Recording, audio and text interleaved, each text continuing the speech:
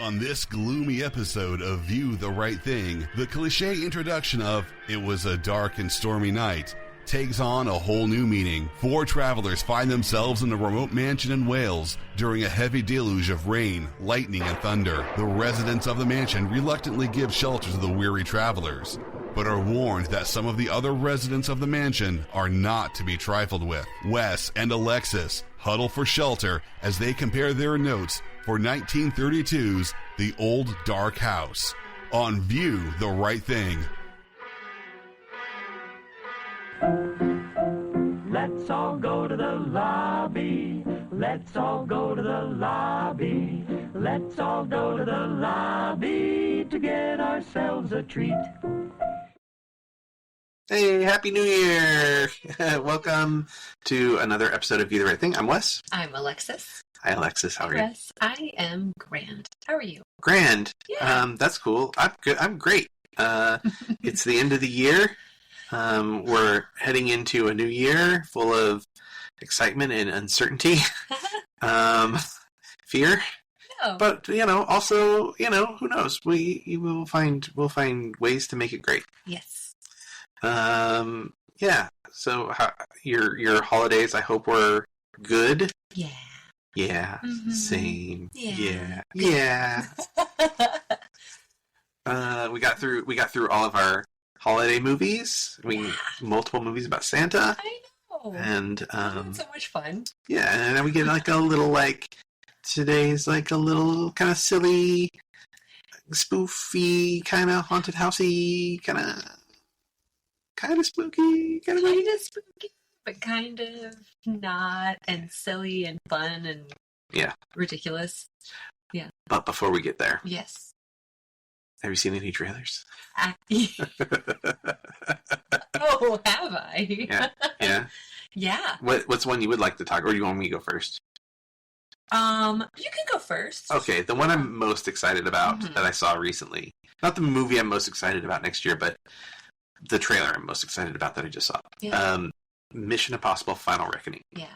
I can't wait. We saw the last Mission Impossible together, which was a cliffhanger, Yes. and I'm looking forward to us back in the theater watching Mission Impossible. Yeah. And I really liked the they sort of did like a greatest hits in the teaser. So they showed like clips from the old movies, and sort of like a look back on Ethan's adventures. Right. Sort of implying this is going to be, it's called Final Reckoning.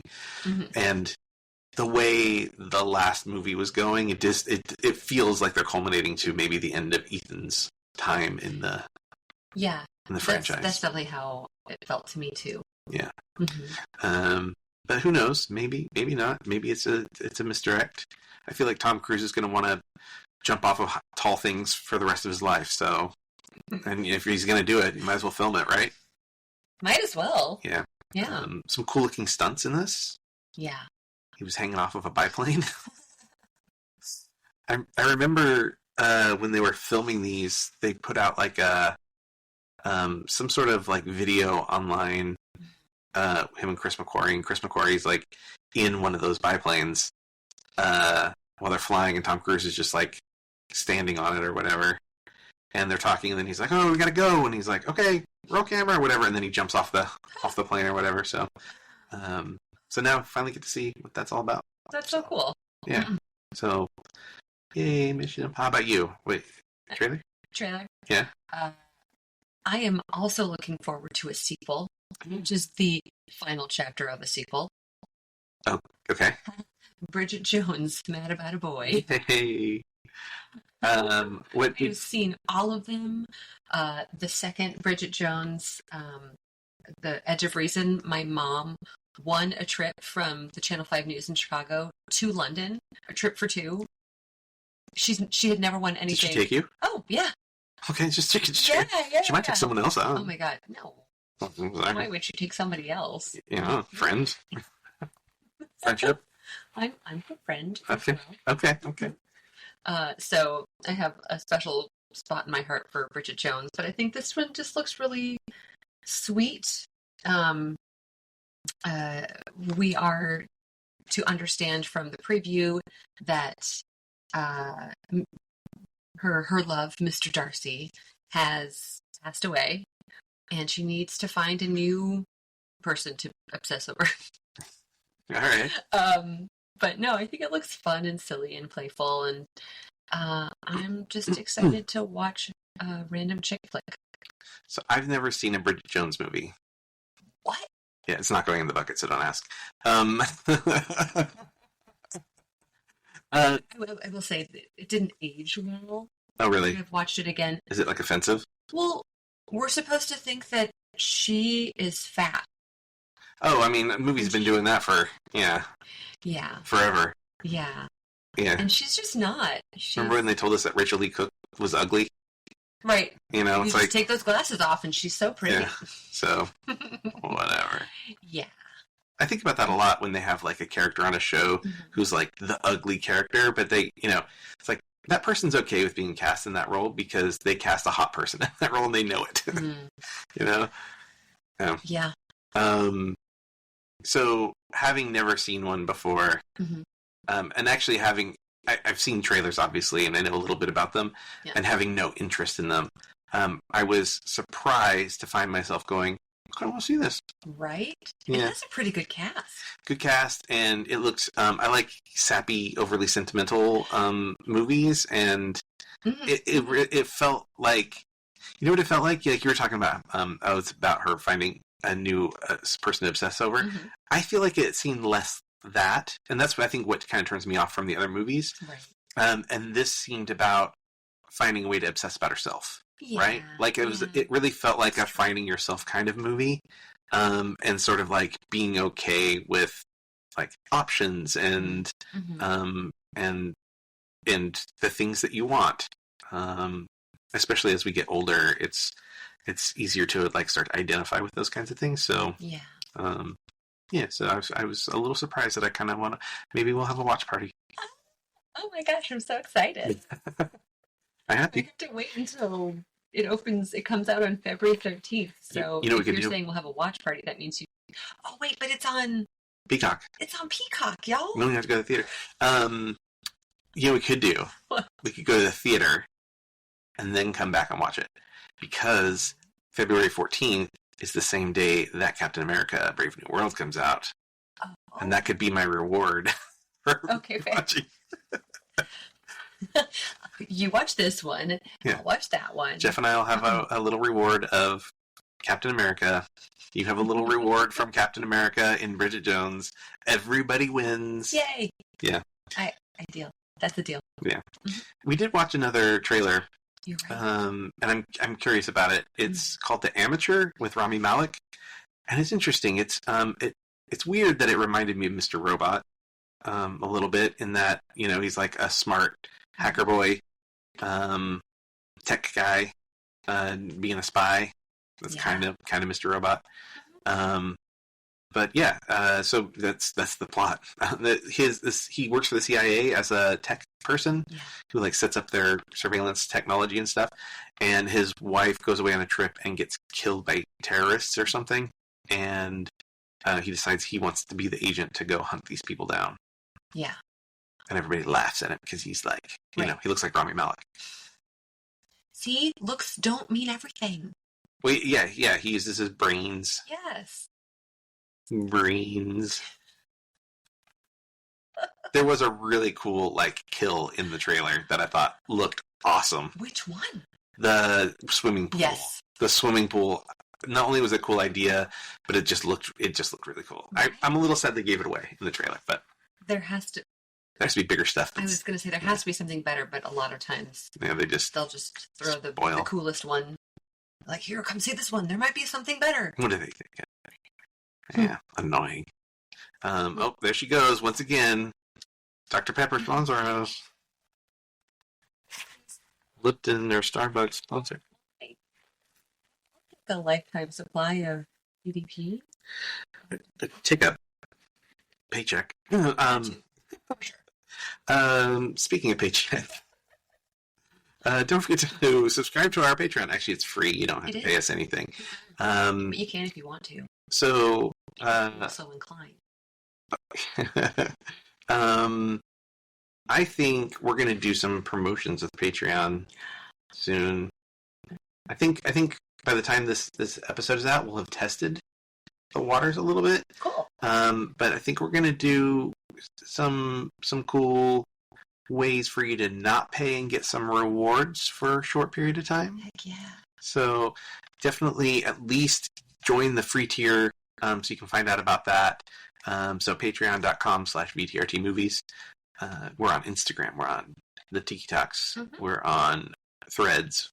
I'm going to stop saying X because we just don't.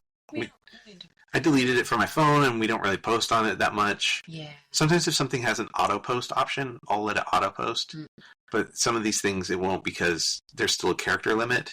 So, if I have like a bunch of hashtags or whatever, then it won't post. But yeah. You can check there if you feel like it, but you might not see anything new. Yeah, the old stuff. YouTube. We post the same things that we post on TikTok and Instagram for the most part. The little clips. Mm-hmm. They get posted on YouTube as shorts as well. And although that has to be under a minute, so not all of them get posted. Some of our clips are longer. Yeah. Well, what can you do? Well, do you want to talk about the movie that we watched? Let's talk about the movie we watched. So we watched The Old Dark House. What was The Old Dark House about? Seeking shelter from a storm, 5 travelers are in for a bizarre and terrifying night when they stumble upon the Femme family estate. Ooh. Yeah, so Alexis, did you like this movie? I fucking love this movie. I did too. I kind of loved it. Neither of us had seen it before, and I did not know what to expect. I thought it was serious going in. Totally. And it is not. It is knows what it is, and it's like, hey, we're gonna take this classic dark house style movie. Yeah. There's been several movies before this. Stuff like I think it's called The Cat and the Canary. It was like before this, which is like classic, lightning and thunder, shadows, and like the eyes moving behind the portraits and secret passages and stuff. So that's so this is sort of like not a commentary on those films, but it definitely is taking that idea and saying something else with it, which is pretty cool. Yeah. So this movie is directed by James Whale, who people probably most know him for directing stuff like Frankenstein, Bride of Frankenstein, The Invisible Man, other stuff with Boris Karloff. So his pedigree is high in terms of these like black and white monster flicks. Mm-hmm. So he during World War I, he enlisted in the British Army and became an officer. And he was captured by Germans and imprisoned. He was a prisoner of war. And while he was a prisoner of war, he was like, I want to be an actor. I love drama. So that's amazing. Yeah, so after the war, he became an actor. He became a set designer and eventually a director. Wow. Yeah, pretty crazy, right? He lived in Hollywood pretty much the rest of his life. He did a bunch of movies for Carl Laemmle, like this movie, who ran Universal. Mm-hmm. So those, classic Universal monsters, it was, Frankenstein and Bride of Frankenstein. So he did about a dozen films, 12 films, I think, for Universal between 1931 and 1937. So over 6 years, he did roughly 2 movies a year on average. Wow. And his sort of style is sort of defined by like German expressionism. So like, when you look at those F.W. Murnau movies like Nosferatu and stuff, and he used cameras that allowed them to move around set easier than just like dropping a camera on sticks. Yeah. So, I'll go a little bit more to his later life a little bit later. Let's go with your notes, and then we'll talk a little bit more about him. Sure. Yeah. The beginning of the movie, they really muddied that car up so well. Yeah. Like, they have a close up and the rain is pouring down and there's just like mud sliding down the side of this car. Yeah. I wondered where they shot that. I wonder too. It's like, is that on the Universal lot or is that somewhere else? There's no way. Is it in England? I wonder if they did shoot it in England. Yeah. I wonder. Yeah, I don't know. Where that was filmed. But it just was a comedy of errors. Them driving through this horrible thunderstorm. Mm-hmm. The mudslide is terrifying. The fact that I've never really comprehended how a mudslide could react or could act, I guess. Mm-hmm. They just missed this mudslide that just topples over. It would have completely, I wanted to say engulfed. Is that the right way to say that? Yeah, sure. It would have been completely engulfed them, and I just kind of considered a mudslide to be like, it slides down. It just goes away. It just wipes things away, not completely. Anyway, that doesn't matter. Gloria Stewart, who's in that scene, had fun doing that, whereas Melvin Douglas and Raymond Massey both hated it. Hated every second of it because it was cold and wet and it was a night shoot. But she was new to Hollywood, and she didn't really want to complain. And she was like, "Yeah, I'm on set. I'm doing the thing that I wanted to do." So for sure. Yeah. Oh yeah, I remember my first film, and it was really cold, and you just had to pretend like it wasn't cold. Yeah. Like I'm living the dream. This is great. Yeah. Okay, I'm not cold anymore. That happened a lot. I wonder how many of them got sick on that set with how wet they had to be. Yeah. Hopefully they were kept warm or something. You would hope. Yeah. Yeah, they were wet a lot. Poor Gladys with her wet feet. Poor Gladys. This opening, I think I mentioned it. This opening reminds me of Rocky Horror Picture Show. Totally. Yeah, I think a lot of movies have pulled from this. Young Frankenstein, 100%. Oh yeah. Yeah. Oh my gosh, I kept expecting like when they started cutting the roast beef, I wanted them to say like, "Who are we eating today?" Yeah.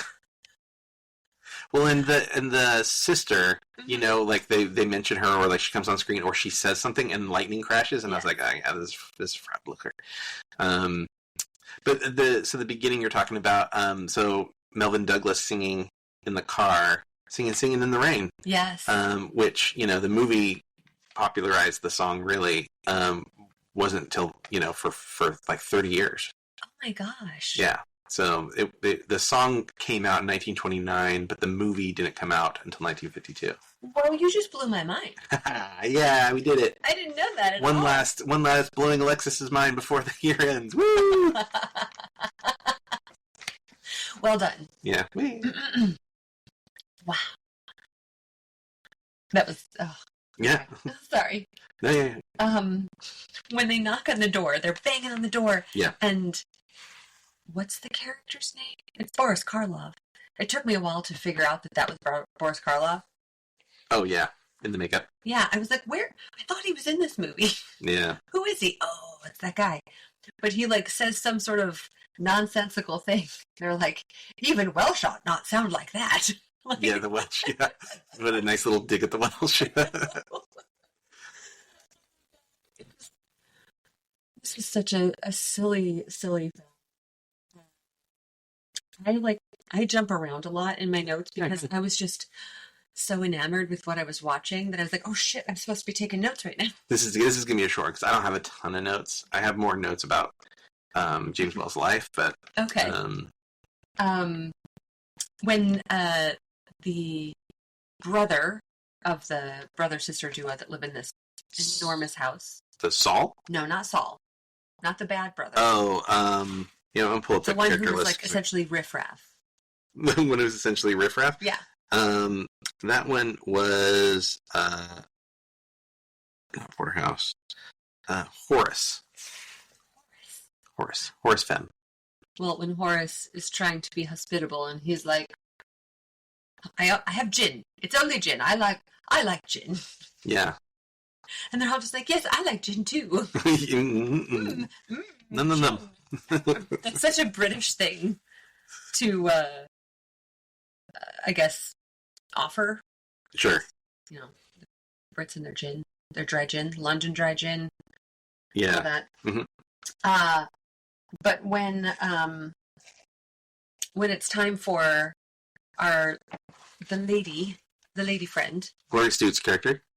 Gloria. Gloria. Well, her character's name is Margaret.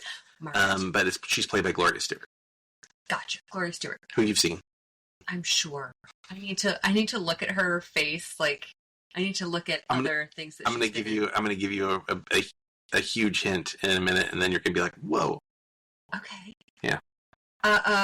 So they've all been drenched with water because they were in a car without windows? That was another thing.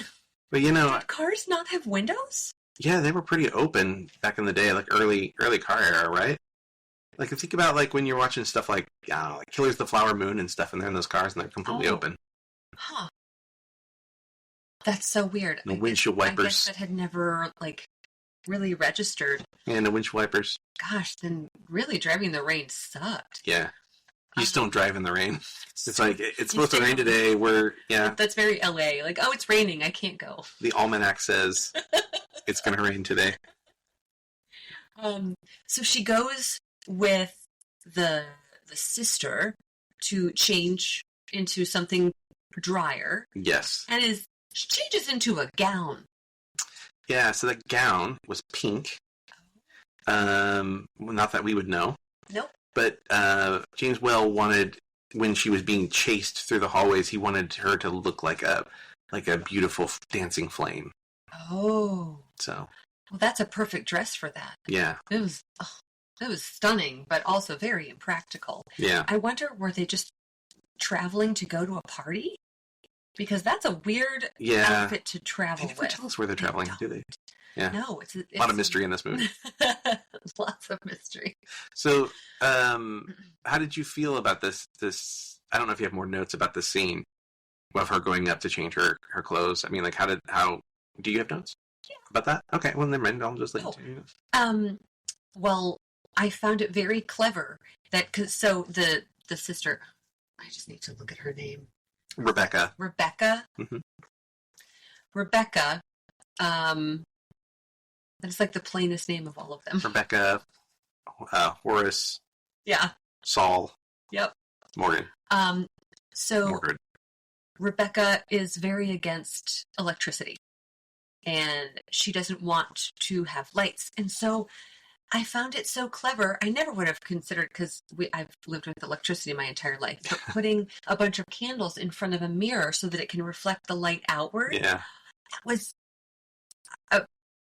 I was surprised. Yeah. I was delighted. And it was also a really great way to solve that issue in the film of how are we going to light this space without electricity. It's kind of amazing what you can do with light and reflecting it off of things. Yeah. I mean, you do that all the time in film, right? Like, they need more light, and so they get a reflector out and they reflect, sunlight or an electrical light off of. And I'm realizing that's what they did in the, oh my gosh, my brain has just broken. Pyramids.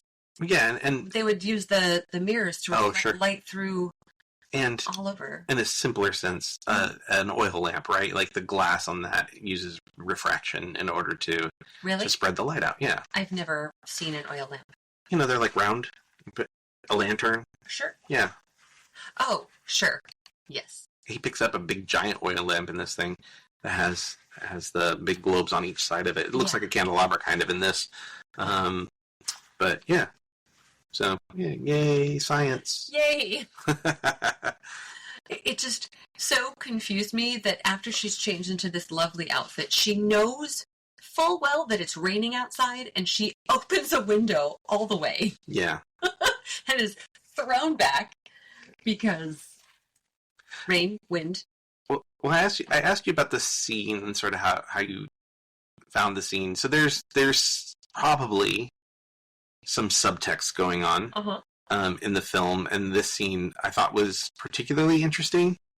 So James Whale was openly gay, and which was pretty unusual for the 1930s. Yeah.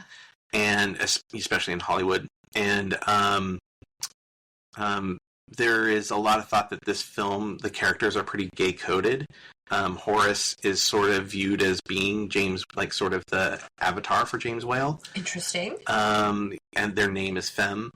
And the sister is sort of, some people view her as lesbian coded. And that she's like repressed and sort of like, you know, the whole religion aspect of it dominates everything else. And so she's like hidden away in this house. And then when she takes this woman to go change her clothes, she literally watches her change her clothes and then sort of like attacks her verbally, not so much physically, but does put her hand on her. Right. And talks about sort of her sexuality and her immorality, right? And that she's essentially wicked. And so the scene is sort of, I think, in some circles viewed as a scene about repressing your homosexuality and sort of the dangers of that. Wow. Yeah. There's more gay coded characters, obviously, right? Sure.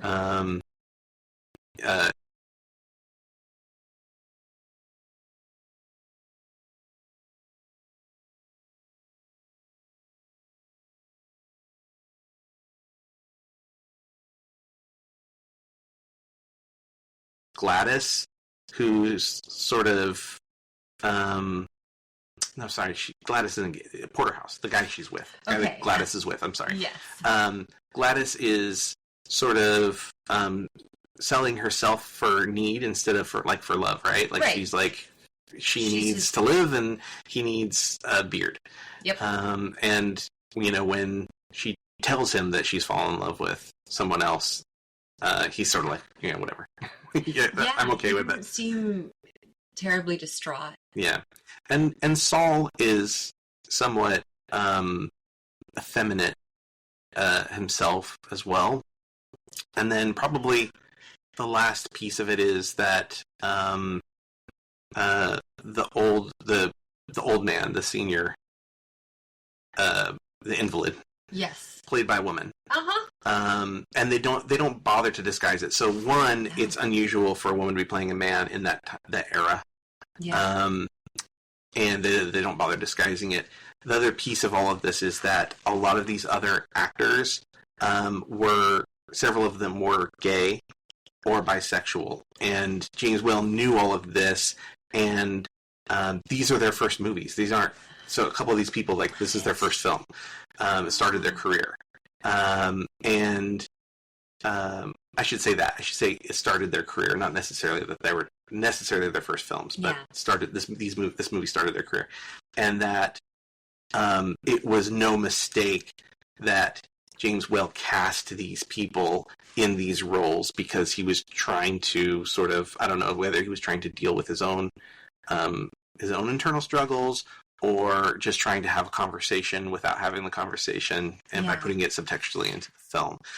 There are people that know a lot more about this than I do. I'm kind of winging it, so if I'm getting something not quite right, or I'm stumbling over it like I'm saying that Gladys or Margaret or whatever are gay-coded, they're not, I apologize. That's not what I'm not meaning to mess that up, but feel free, people, to read more about it, or people can feel free to correct me in comments. I'm happy to have discussion and know, get my facts better. Mm-hmm. I think this story, in some circles, also is about classism. So, there's that piece of it too, and sort of like the idea of like wealth rots from the inside out, which is sort of what this house, like this massive house that's like in disrepair, and these people that are just like trapped in it. Yeah. So, I don't know, interesting. But anyway, so that's why I wanted to know about that. What you thought of that scene, because that scene I think is kind of important. I did notice that, but I kind of brushed it off. Like, oh, she's just a crazy old religious lady. Yeah, because she has like a Queen Victoria picture, but then next to that, there's a thing that says "Let there be light" right next to it. Like a little I don't know if it was a cross stitch or painting or whatever it was. But and wasn't Queen Victoria one of the more prudish queen. Ask the wrong guy. I'm sorry. Yeah, sorry, I don't know. I'm not the person to ask for that. What do I say next? I go, another couple arrives with far less manners than the other. When hold on. When Gladys and not Philip, but Gladys. William Porterhouse. Yeah. When they arrived, they were much less like, oh, we're so sorry to intrude. It was just like, hey, how you doing? I got a wet jacket here. Yeah, you heard it. I'm gonna eat your meat. Use this. Yeah. There were no cordialities. Yeah. It was just like, you have the house. We need the help. Thanks. And then Gladys and Philip run out to the car to... Oh, right. It was to get the whiskey. Yeah. But then, in the matter of 20 minutes, they fall madly in love. Yeah, no, yeah, I mean, love hits you quick. I guess. Yeah. When you're cold and there's whiskey involved, I guess. Yeah. That. I was watching that scene wishing it was Gloria Stewart in the car. And I'll explain why. So I'm just teasing you again. Okay. But I was like, it's too bad. This would have been perfect for the podcast if it would have been Gloria Stewart in the car. Okay. Old-timey car. An old-timey car. Yeah. Okay. Sure. I mean, do you want more hints? Sure. Any movies that you can think of where a woman's in an old-timey car? A lot of them. Bonnie and Clyde? Sure, that's one. It's been American Graffiti. 84 years. Titanic. Gloria Stewart. Is she the old lady? Oh my gosh, she played Old Rose? Yeah. Holy crap. She was a stunner. Sure, yeah. Oh my goodness. Wow. What? And she has a conversation with 100-and-something-year-old person in bed where they talk about age and their life. And then 60 years later, she has a conversation in a bed as a 100-and-something-year-old person about being old in life. Whoa. Yeah. Wow. We did it again. One more before the end of the year. We did it, Houston. We did it. At one point I go, what's wrong with the top of the landing? He's so afraid of getting a lamp. A man afraid of his own house. And... classic, there's a monster in the attic. There's a monster in the attic. Yeah. And there really was a monster in the attic. Yeah, I like how he comes down and he's like kind of little and meek, and you're sort of like, oh yeah, he's fine. He's fine. Nope, he's got a flaming log. Right. Nope. Right. I mean, that in and of itself feels like you were just talking about... Red flag? Oh. That's a flaming red flag. Yeah. No, where there were hints to homosexuality. Yeah. And you're saying flaming? Yes. Okay.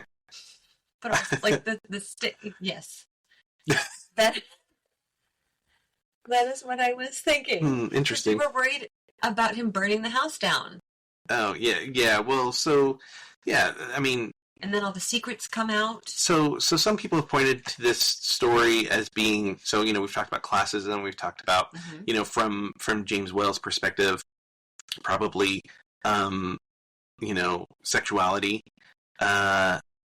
And then some people have pointed to the idea of what societal expectations are of your family, and that, like, the things that you keep secret from the rest of society, and that's sort of what Saul represents, and that if you let people know about those things, the skeletons in the closet, then that'll burn your life to the ground, right? That'll burn your house down. And so I think that's some people, I don't know, I don't know. It's hard when it's, something that's almost 100 years old, to really know exactly what the subtext is when people weren't really free to talk about things.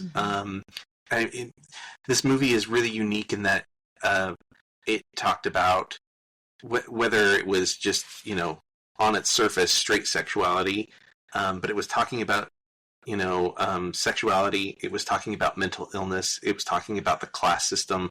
Yeah.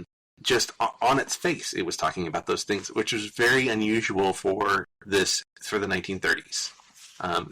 Those were just like taboo topics. So, yeah. So it's hard to know exactly because, yeah, that's fair. Yeah.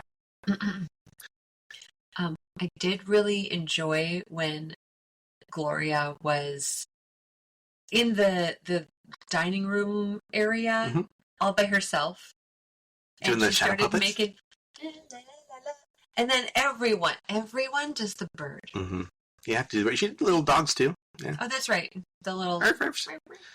I really liked that scene too because it was just like kind of a real moment. Yeah. It just felt just like a real natural moment. Mm-hmm. And because it's like when nobody's around or you think no one's around, the dumb stuff you do. Yeah. But I also liked that they utilized moving her around to play with the size of her shadow and also to hide the fact that we got a little bit of like what was probably for the 1930s a jump scare. Sure. In Rebecca Mrs. Femme showing up, Ms. Femme showing up through her shadow. Only. Yeah. It was a very, very cool moment. And as a matter of fact, one of the notes that I have in here was just the shadows. Because I just really like the shadows in this film. Totally. And they never explained why there was this random shadow of Miss Femme. Oh. Well, no, presumably she shows back up, right? Didn't we see her? No. She just runs. Room. She just runs. She wasn't in the room. I think she came back was the point. She came out through the door that was locked. I don't know. It it's almost as if the house really is haunted. I might have been writing notes. I might have been writing the shadows. Because when she's doing the hand puppets and all the different whatever, she sees that shadow and gets scared, but no one is there. Mm-hmm. No one's in the room with her. Mm. I'll go back and look at that. Yeah. I would gladly watch this movie again. Yeah, it was pretty good. It was so good. This is one that I would enjoy showing to people. Right? Yeah. It's only an hour and 11 minutes. Yeah. It's so short. It's like a TV show. Yeah. It's like an HBO show. For sure. You can watch an episode of The Penguin. You can watch an episode of this. Exactly. I have a feeling something dreadful might happen to us if we go back. And I go, foreshadowing? That was the car. Yeah. We were on the car. Yeah. I also made a note that he said something to her like, "Oh, the girl I left behind me." Mm-hmm. Talking about going off to the war. Yeah. So James will probably reference there, but also that was like a wartime song, I think. The girl I left behind me. Really? Yeah. Where it's like, I've only heard like a more modern take on it, but it's a very like that kind of thing. Yeah. And the girl I left behind me. Oh boy. So I thought it was interesting that he phrased it specifically that way, the girl I left behind me. Interesting. Not just like I left a girl at home or behind or whatever, the girl I left behind me. Yeah. And then he said she got married to somebody else. Yeah. And then, which is sort of the theme of that. I'll come back. So the more modern one that I've heard is like, along came a feller and he hit me on the smeller. Like one of those things where you're fighting over a girl. Sure, yeah. So. You have more notes? You got more notes?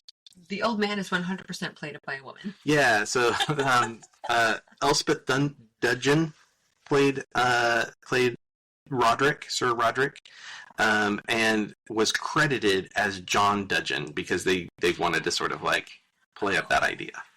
Wow. They didn't even want to... Yeah, they didn't hide it, but I think they were just like sort of have fun with it and just... Yeah. Like they didn't hide the fact that it was a woman. No. Yeah. No. The voice was very obviously a woman. The face was very obviously a woman. With a beard. Yeah. With a really raunchy, like, stick of a mustache. There was like this one that was just like dangerously close to getting into her mouth, and the whole time I was like, move it. Just move it to the side. I think Saul is the worst. And I go, the one who's locked in their room at the top of the house. And they're trying to, like, suddenly they discover that he's escaped because Morgan has let him out. Yeah. And Philip tells the women, go hide in here. And Gladys is like, no, all right. She was absolutely my favorite. That moment was probably my favorite moment of the whole thing, when she just she's a chorus girl, she's an actress, and so she's just like plays it all up, you know, and then gives in real quick. I love it. Yeah. So you mentioned Morgan, played by Boris Karloff. So James Whale and Boris Karloff were friends, and they had a big falling out during this film. To the point that, from what I understand, they wouldn't talk to each other. They would have other people pass notes to the other person in order to communicate, and they didn't work together again, and that's why... Like ever again? No, and that's why Claude Rains... wait. What? Yeah, that's why Claude Rains plays the Invisible Man instead of Boris Karloff. Wow. Yeah. Oh my goodness, I wonder what happened. I don't know. Anybody who might know, feel free. Yeah, please tell us. I would love to know what caused such a rift that they never worked together again. Yeah.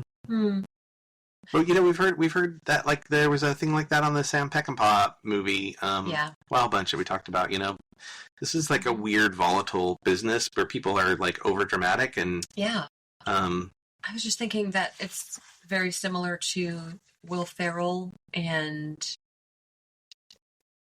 I don't know. That guy. The guy who did Winning Time? Don Cheadle? No. The TV show. Oh, no. I don't know. He also... What's that movie with Don't Look Up? Is that called Don't Look Up? But the asteroid that's going to... Yeah. I know that DiCaprio's in that, but DiCaprio's not in Winning Time, right? No, I mean the director. Oh, I don't know. I don't know who did that. Judd Apatow? No. Because they have been... I'm sorry, I'm like totally derailing this, but they worked together on a lot of films. Adam McKay. Oh, Adam McKay. Okay. So they had a big falling out. Oh. Because Will Ferrell wanted to play the lead character in Winning Time, but he cast the other guy that was in Step Brothers with him. Oh, John. No. Oh my God. Oh, this guy. We've talked about him. John C. Reilly. John. You were like, no. I know. I was like, okay, I'll abandon John. I naysayed your correct answer. Yeah. So they had a big falling out because they were all friends. They all worked together. They all like collaborated together, and then it's a silly, overdramatic business. I've been on very few sets that are drama free. Like just very, very, very few sets that are drama free. Yeah, every especially because I all my stuff is indie, and so it's everything is amped up even higher. So you're dealing with like even less money and even less time, and people are like doing stuff as a favor, so they sort of have a chip on their shoulder, and it's we're a dramatic bunch. This is true. Yeah.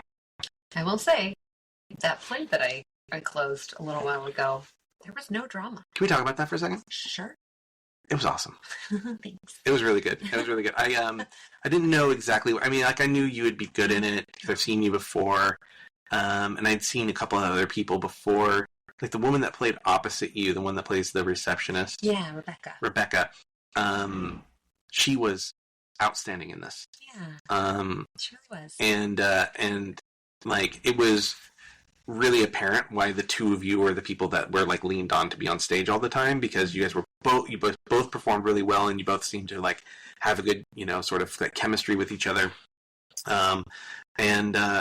But I didn't really know what to expect, because I didn't really know any of the other people, and sometimes small plays, it's like, and this was like written by somebody, in the group, right? The company members. Yeah, so that also was like a red flag, and so I was like, oh, I don't know, and it was like, it was funny and stuff, but then I think in like the last half of it, when it gets like sentimental. Mm-hmm.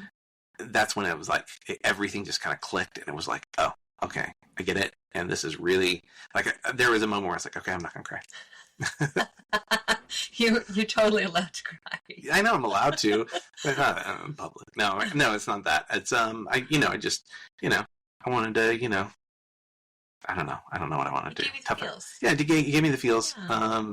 I thought it was really sweet, and I thought you did a great job. Thank you. Yeah. And I liked the set. It had like a cool like Beetlejuice vibe, like the waiting room from Beetlejuice. Mm-hmm. Yeah. Oh yeah, it did. And then like, because you guys, even though they were separate sets, you had the checkerboard. I don't know if that was already there or not. It was. Okay. Well, the fact that you didn't paint over it is great, because that's what kind of helped like lend to the Beetlejuice vibe. And then you had those like old chairs, like the green chairs. Mm-hmm. I don't know if they were like what era chairs they were, but they just seemed kind of old in their style. Right. And so it just all felt kind of that Beetlejuicy kind of thing. Sweet. Yeah, it was great. I'm glad. Yeah. But no drama. No drama. This was a drama-free show, which is very rare. Yeah. Very rare. Yeah. But I'm very thankful, because I don't like drama. Yeah. Yeah. Yeah. Yeah. Oh, so going back to the movie. Going back to the movie. Sorry, folks. I just wanted to praise Alexis a little. Sorry. I love it. Saul says, I know things about flames that nobody else in the world knows. Mm. Which made me laugh, and I thought about, like, is he gay? Mm-hmm. Is he flaming? And that's why. Oh, that's why the fire thing strike. Okay. Gotcha. Yeah. Gotcha. Interesting. I know things about flames that nobody in the world knows. I'm sure you do, Saul. Okay. All right. The fighting between Saul and Philip was comical.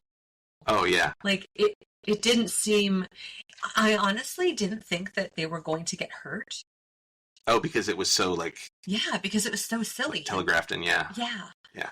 But then the banister cracked. The banister crashes, and then they both fall on their legs. Yeah. Well, some people were, not really a thing back then. Fair. Yeah, you had, like, silent film actors, hanging off of buildings with no wires, so, But there was a moment where I felt bad for Morgan, because I wonder if Morgan really did beat Saul, and like he was so, when Morgan picks Saul up, it's like he lost his love. Yeah, and some people will point. I don't know if I buy into the idea that that's another like gay coded thing that these, because obviously because they're, I think, brothers, but some people will point to that as the idea. Right? Aren't they brothers? I don't know if Morgan was related to them. So there's some people I've read that will point to that as maybe being gay coded too, that they had a relationship and that he loved him, which is why he was trying to set him free. I thought Morgan was one of the brothers, but if he's not one of the brothers, that makes more sense to me. Yeah. I thought he was just hired help. Just the butler? Yeah. I thought it was like the dumb brother, so that they sort of enslaved. They made him do it because he's no good for anything else. Yeah. They never really explained why he had the scars on his face either. Drunken stupidity, maybe. Punching through windows. Punching through windows. That blew my mind when he punched through that window. I know. Oh my god. The next note I have is for the very end. Okay. I have some sort of like notes about the film, but not about the film. So okay. So Philip finally wakes up from his fall. Yeah. From his 3-hour coma. Yeah. So he was asleep. Yes. And our other two friends just go and leave. They're like, okay, we're done. It is morning time. We can leave. And what is her name? That gal. I want to call her Darla, but her name's not Darla. It's Gladys. And Gladys goes, well, it's the cold light of day. I believe you had a question you wanted to ask me.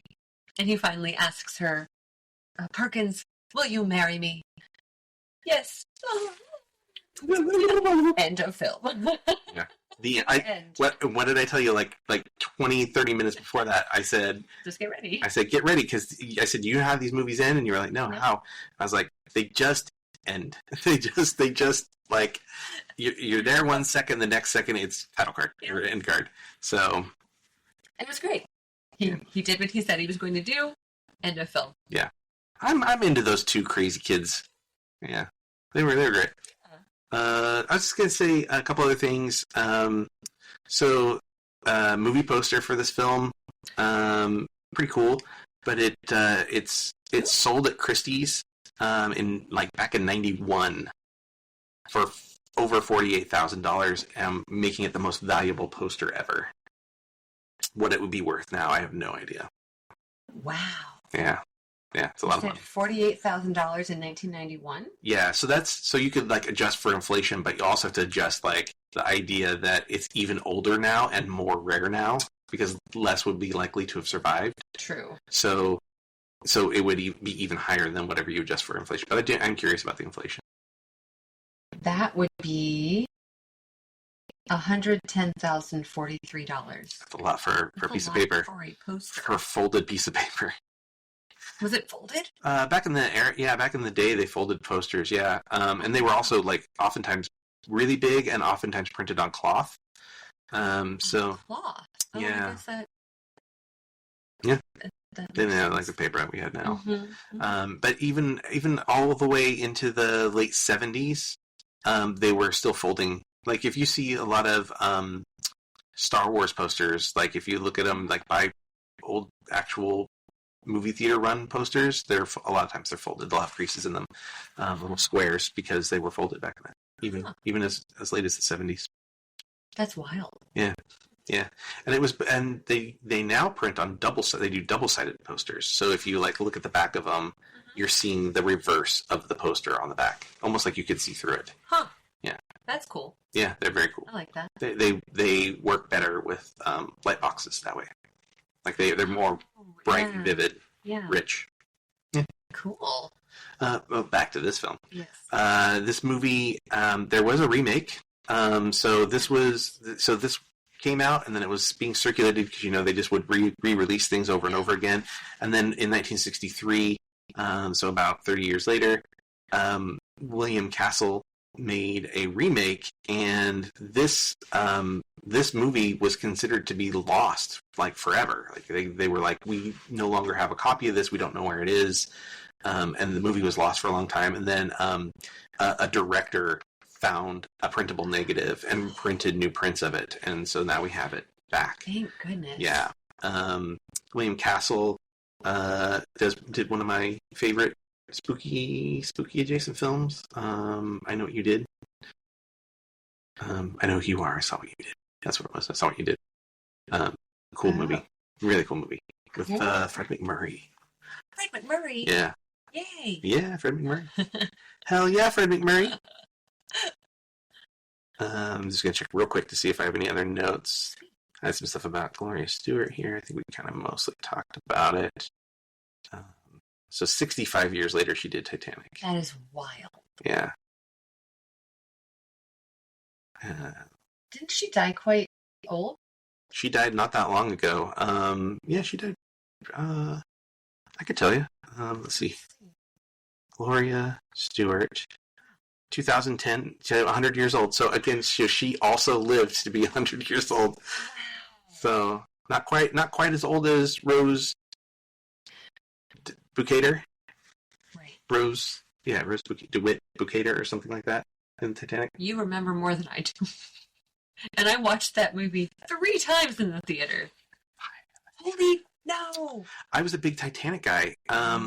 So in high school, my senior year, we were assigned to write like some short stories and stuff, and I'd sort of become interested in the Titanic, and so obviously this was before the movie, and so I wrote my story on that, and I started digging and digging and digging, and I read like A Night to Remember, which is like a minute by minute account of the Titanic. It's a real book, so they basically interviewed everyone that survived the Titanic, and so it goes in chronological order from different people's perspectives of what they were. 1232 noises heard or whatever, right? Yeah. And which they made movies of A Night to Remember. So there's a silent film about the Titanic where a little toy hits basically an ice cube. Hilarious.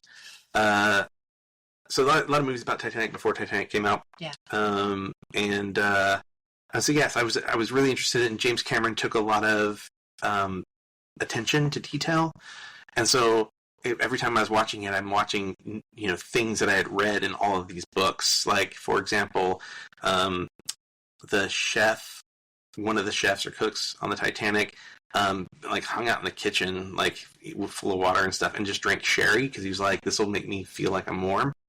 So he like drank sherry, and then he eventually ended up on the deck, and he started throwing chairs overboard for people who were going into the water.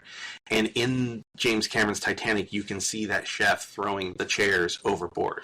So there's a lot of like really small like detail things that they did in the film. And so so I was just sort of like I went through like a little Titanic obsession. Yeah. There's a book called The Wreck of the Titan that was written before the Titanic was even a ship, about a boat that goes on a voyage and hits an iceberg. Yeah.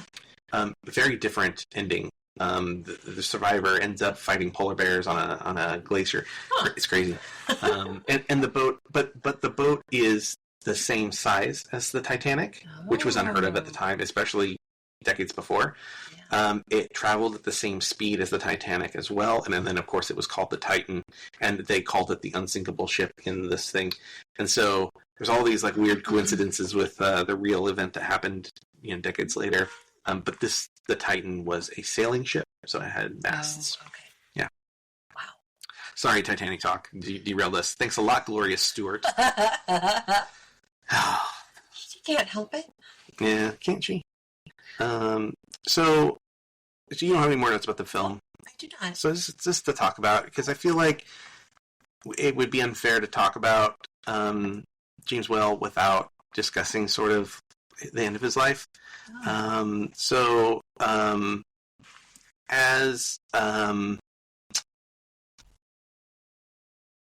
He basically refused to be a closeted gay man. Yeah. Good for him. Yeah. But some of his movies did not do well. He ended up sort of being ostracized, and he ended up, I think the last thing he did was like a short film. And in 1957, he killed himself. He drowned himself inside his swimming pool. And he was 67. And he had a partner. I think his name was David Lewis, who was a producer who produced a bunch of movies. And the suicide note, David Lewis sort of held on to until he died. Oh, wow. And because the death of James Whale was originally ruled as an accident, even though David Lewis knew the truth. He didn't want people to know that he had committed suicide. So I have part of the note if you'd like to hear. Oh, some. I'll try not to get emotional. Okay. Likewise. James Whale was dealing with a nerve disorder that was really, really painful, and that was part of why he committed suicide. It wasn't just I'm gay and I'm ostracized and so I'm killing myself. He was dealing with a really heavy medical condition he was constantly in pain all the time. Okay. So just to preface this, To All I Love Do not grieve for me. My nerves are all shot, and for the last year I have been in agony day and night, except when I sleep with sleeping pills, and any peace I have by day is when I am drugged by pills. I've had a wonderful life, but it is over, and my nerves get worse, and I'm afraid they will have to take me away. So please forgive me. All those I love, and may God forgive me too, but I cannot bear the agony, and it's best for everyone this way. The future is just old age and illness and pain. Goodbye, and thank you for all your love. I must have peace, and this is the only way. Jimmy. Wow. Which is heavy. You know who that kind of reminds me of? Who's that? Robin Williams. Yeah, right? Yeah. Dealing with a degenerative brain issue. So hard. Yeah.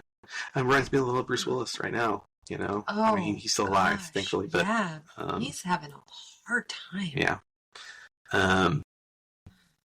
But I think the interesting thing about this and why I wanted to read it was there's something like so self-aware in this. Yeah. And I think that, you know, people will point to, and I think it's mostly undeniable, that The Bride of Frankenstein is also like fairly gay-coded. And I think he did his best to sort of tell his story and to represent people who were like him. And I think he was really deliberate in that and very self-aware. And then that's kind of why I wanted to like point out this note, is that this was like a really talented filmmaker who just sort of like put it all on the table and just like showed his cards. And I think it's pretty cool. You don't get that a lot. And nowadays there's such an emphasis on doing the right thing and not, I mean, obviously, you know, there's this whole like, oh, cancel culture, whatever.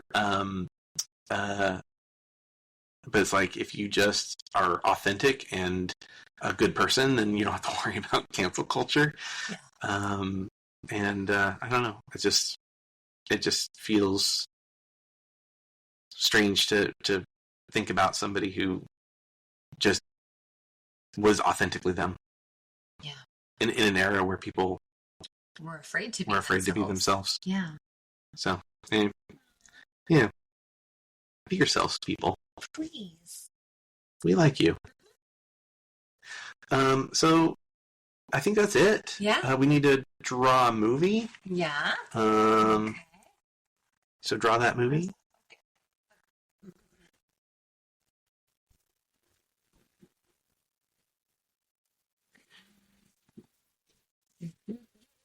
Do. She's screaming. She's screaming, but she's gasping. Sister. Okay. All right. Well, everything's coming up, Alexis here. Yes. All right. That's quite the reaction. Yeah. That's like when we will grease. But I think I like Sister Act more than Grease. Really? Yeah. Okay. Yeah. It's been a long time for me. Yeah. So I'm looking forward to it. All right. Happy New Year. Happy New Year. That's how we're going to start the year off right with Sister Act in 1 week. Yay. All right. Alexis, thank you for being you. Thank you for doing this with me. I appreciate you and love you, and I can't wait to do more. All right. Until next time, everyone, Bon Cinema.